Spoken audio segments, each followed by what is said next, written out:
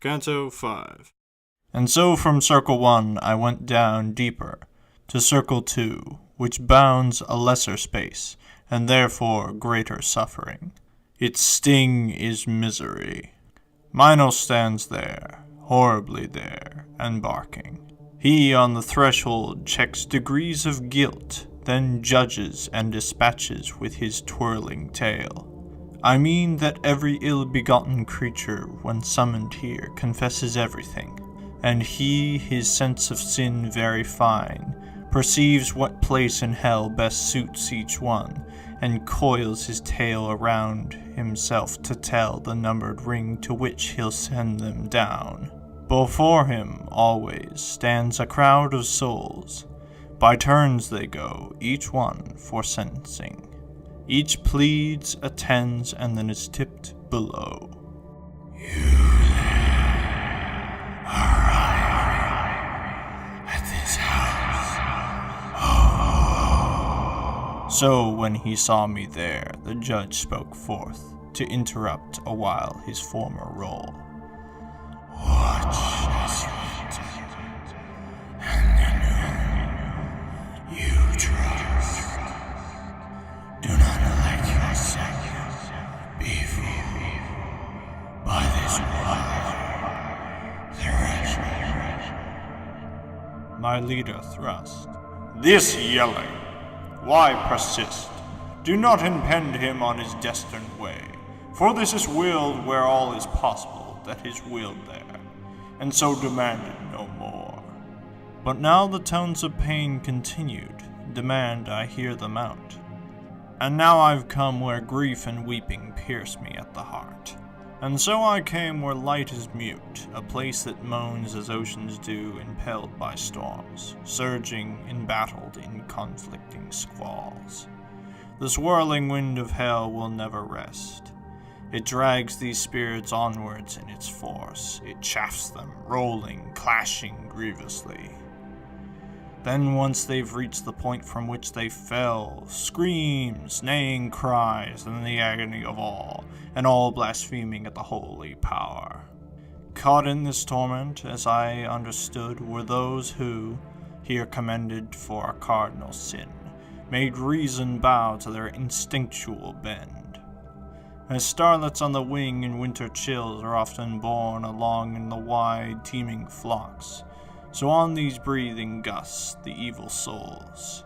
This way and that, up and down they are borne. Here is no hope of any comfort ever, neither of respite nor of lesser pain.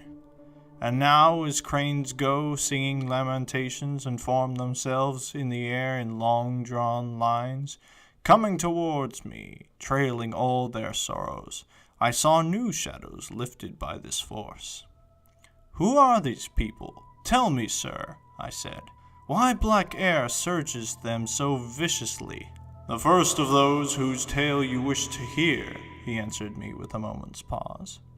"Governed as empress over diverse tongues, she was so rackled by lust and luxury, licentiousness was legal under the laws she'd made, to lift the blame that she herself incurred. This is submarinus. Of her one reads that she, though her heir Minos, was her bride. Her lands were those where now the Sultan reigns. The other, lovelorn, slew herself and broke her vow of faith to cetaceous ashes. And next so lavishly Cleopatra, Helena, you see, because of her a wretched waste of years went by. See, great Achilles, he fought with love until his final day. Paris you see, and Tristan there. And more than 1,000 shadows he numbered, naming them all, whom love had led to leave our life. Hearing that man of learning herald thus these chivalers of old and noble ladies, pity oppressed me, and I was all but lost. How willing, I turned towards the boat, I'd speak to those two there who go conjoined, and look to be so light upon the wind. And he to me, "You'll see them clearer soon. When they are closer, call to them. Invoke the love that draws them on, and they will come." The wind had swept them nearer to us now. I moved towards them in words. Soul-weary creatures, come, if none forbids, to us and breathless speak. As doves when called by their desires will come, wings spread high to settle on their nest, borne through the air by their own steady will. So these two left the flock where Dido is. They came approaching through the malignant air, so strong for them had been my feeling cry. Our fellow being, gracious, kind, and good, you, on your journeying through this bruised air, have visited two here who tinge the world with blood. Suppose the sovereign of the universe were still our friend, we'd pray he grant you peace. You pity so the ill prevents us.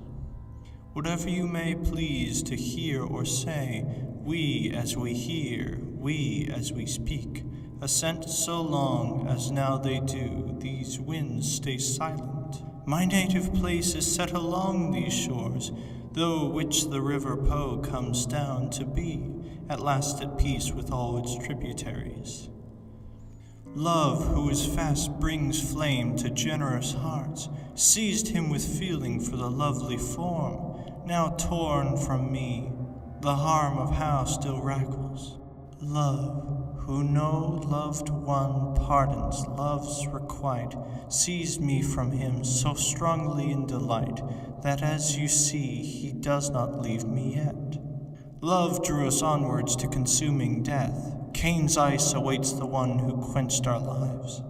These words bore on to us from them were theirs, and when I heard these spirits in distress, I bowed my eyes and held them low, until at length the poet said, What thoughts are these? I, answering in the end, began. Alas, how many yearning thoughts, what great desire have led them through such sorrow to their fate? And turning to them now, I came to say, Francesca, how your suffering saddens me. Sheer pity brings me to the point of tears.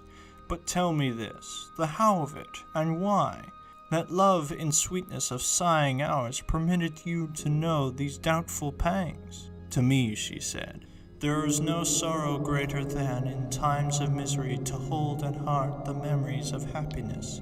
Your teacher knows. And yet, if you so deeply yearn to trace the root from which the love we share first sprang, then I shall say and speak in tears. One day we read together, for pure joy, how Lancelot was taken in love's palm. We were alone, we knew no suspicion. Time after time the words we read would lift our eyes and drain all color from our faces. A single point, however, vanquished us. From when at last we read the longed-for smile of Guinevere, at last her lover kissed. He, who from me will never now depart, touched his kiss, trembling to my open mouth. This book was Galahad's, pandered, penned, a pimp. That day we read no further down those lines, and all the while as one of them spoke on, the other wept. And I, in such great pity, fainted away as though I were to die. And now I fell as bodies fall from dead.